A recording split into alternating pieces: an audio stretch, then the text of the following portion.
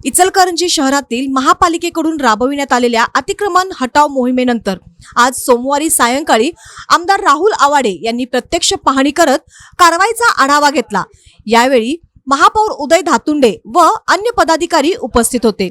शंभूतीर्थ परिसरापासून राजर्षी शाहू महाराज चौक पर्यंत मुख्य रस्त्यासह अंतर्गत मार्गावरही अतिक्रमण हटवण्याची स्थिती आमदारांनी प्रत्यक्ष पायी चालत पाहिली।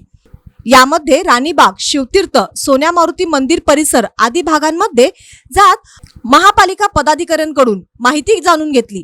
महापालिकेने केलेल्या धडक कारवाईमुळे रस्ते मोकळे झाल्याचे चित्र या पाहणीत स्पष्ट झाले।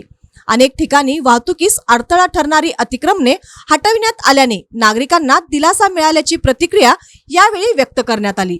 शहरातील वाहतूक सुरळीत करण्यासाठी व नागरिकांना मोकळा रस्ता उपलब्ध करून देण्यासाठी अशा प्रकारच्या कारवाया सातत्याने सुरू ठेवण्याची गरज असल्याचे मत यावेळी व्यक्त करण्यात आले। महापालिकेच्या या मोहिमेमुळे शहराच्या सौंदर्यात भर पडणार असून अतिक्रमणाविरोधात प्रशासनाची कडक भूमिका दिसून येत असल्याचेही सांगण्यात आले। यावेळी स्थायी समितीचे अध्यक्ष सतीश मुळीक, उपमहापौर अनिल डाळ्या, प्रमोद बचाटे, नितेश पवार, भाऊसो आवळे, दीपक पाटील आदी पदाधिकारी उपस्थित होते।